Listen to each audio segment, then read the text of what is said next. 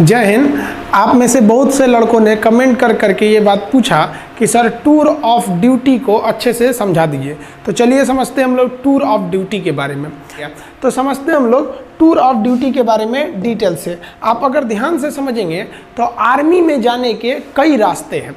India में अगर देखिएगा तो ये 3 रास्ते हैं। अभी इंडिया में एक दौर है परमानेंट कमीशन। परमानेंट कमीशन उसे कहा जाता है जिसमें आपको पूरी ज़िंदगी आर्मी के साथ पूरी लाइफ गुजारनी होती है। लाइफ कहने का मतलब ये नहीं है कि आपको पूरी ज़िंदगी आर्मी में नहीं रहना है। अगर आप जवान हैं तो आपकी उम्र 38 से 40 साल होगी तो आपको रिटायर कर दिया जाएगा। ऑफिसर हैं तो 54-55 पे रिटायर कर दिया जाता है। कर्नल से ऊपर रैंक के हैं तो 60 साल पे रिटायर किया जाता है। तो ऑन एन एवरेज ये परमानेंट में आते हैं। इसके अलावा एक शॉर्ट सर्विस कमीशन होता है। इसमें आपको 10 से 15 साल ड्यूटी करनी होती है। जब तक ड्यूटी करिएगा तब तक आपको सैलरी वगैरह सब कुछ मिलते रहेंगे। 15 साल बाद रिटायर कर दिया जाता है। अब रिटायरमेंट के बाद इन लोगों को पेंशन भी दिया जाता है। अब आर्मी जो नया प्लान कर रही है वो टूर ऑफ ड्यूटी ये 3 साल के लिए होगा। अभी इस पर कोई ऑफिशियल बात नहीं हुई है कि इसका स्ट्रक्चर कैसा रहेगा, लेकिन हमारे जो CDS हैं, chief of defence staff Bipin Rawat, उन्होंने इस ओर इशारा किया था कि टूर ऑफ ड्यूटी का प्लान चल रहा है। तो ये 3 साल के लिए आर्मी में आना होगा। अभी हम इस पर डिटेल से चर्चा करेंगे। पढ़ाने के लिए इसमें VIP लोग को शामिल कर दिया जाता है। अब मेन जो है वो हमारी बात चल रही है किस पर, टूर ऑफ आर्मी पर, टूर ऑफ ड्यूटी पर। इसके तहत केवल 3 साल के लिए लाया जाएगा। अब आप कहिएगा कि सर 3 साल में फ़ायदा क्या होगा। देखिए, मान लीजिए अगर इस साल 1000 लोगों को भर्ती किए, फिर अगले साल 1000 लोग, फिर अगले साल 1000 लोग, 3 साल में हमारे पास कितने हो गए, 3000। अब अगले साल तो जो पहले आए थे वो तो रिटायर होंगे, फिर 3000 आ जाएंगे। तो इस तरह से हमारे पास हमेशा एक रेगुलर आर्मी बनी रहेगी। और ये आर्मी को हमें क्या नहीं देना पड़ेगा, पेंशन भी नहीं देना पड़ेगा। अभी हम पेंशन पे आएंगे, चर्चा करेंगे। अब थोड़ा सा हम आगे समझते हैं टूर ऑफ ड्यूटी में। ध्यान से समझिए, इस टूर ऑफ ड्यूटी के बारे में समझिए। ये एक तरह का इंटर्नशिप है। इंटर्नशिप क्या होता है कि आपको किसी खास काम के लिए और खास फिक्स समय के लिए जब बुलाया जाता है तो उसे इंटर्नशिप कहते हैं। इससे सेना हमेशा जवान रहेगी, यंग रहेगी। जैसे मान लिया कि हमने 1 साल के लिए 1 लाख लोगों को किस में भर्ती किया, टूर ऑफ ड्यूटी में। इस साल भर्ती किया, फिर अगले साल 1 लाख को भर्ती कर लेंगे, फिर अगले साल 1 लाख को कर लेंगे, यानी 3 लाख हमारे पास आ गए सब। फिर अगले साल इधर 1 लाख को रिटायर करेंगे तो फिर 1 लाख को भर्ती भी तो कर लेंगे। और जिसको हम रिटायर किए उसको तो पेंशन देना नहीं है कि भैया हम 3 साल ड्यूटी कराए हैं। अब ध्यान से समझिएगा जी, ऐसे करके हमारे पास 3 लाख का स्टॉक बचा।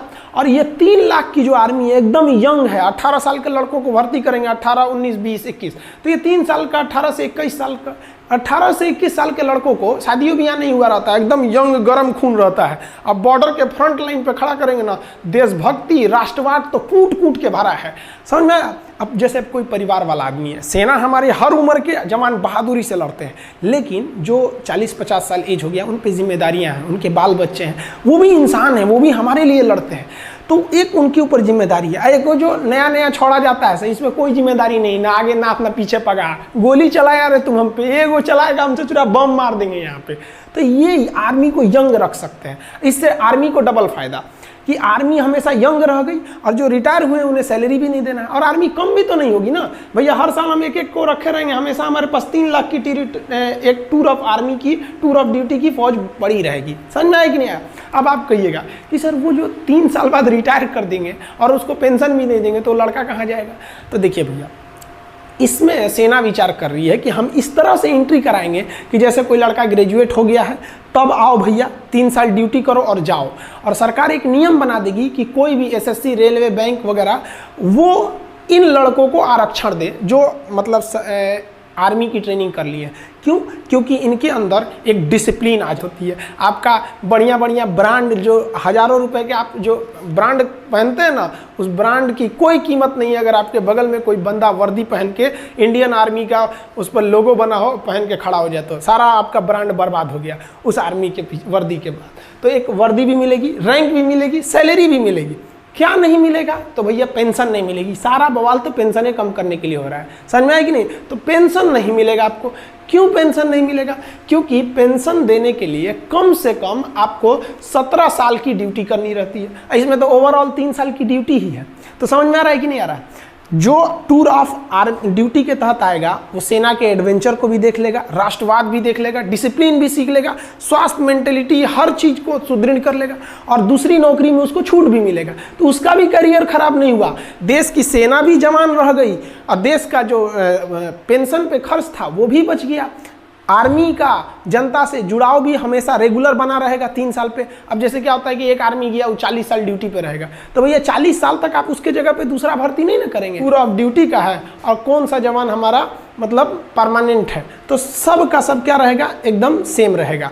आप समझ में आ गया आप लोग को कि ये टूर ऑफ ड्यूटी मेनली किसके लिए किया जा रहा है कि भैया हम अपने पेंशन पे हो रहे खर्च को कंट्रोल कर सके और अपनी सेना को मॉडर्न टेक्नोलॉजी दे सके। जैसे हमारे सैनिकों का बैलिस्टिक हेलमेट नहीं रहता है, इंफ्रारेड रिकॉग्नाइजर नहीं रहता है, अभी भी हम लोग इंसास राइफल लेके चल रहे हैं लोग, तो ये सब चीज़ें। आर्मी की जो बूट होती है वो काफ़ी हैवी होती है, वजन में बहुत भारी होता है। अभी कई ऐसे बूट आ गए हैं आर्मी के पास, जैसे अमेरिकन सोल्जर का दिखेगा तो बूट बहुत मजबूत रहता है जूता और भारी नहीं रहता है। हमारे सैनिकों का बूट मजबूत है लेकिन भारी है, तो भैया उसके लिए क्या चाहिए, पैसे चाहिए। तो हम लोग का आधा पैसा तो सैलरी पेंशन पे ख़त्म कर दे रहे हैं।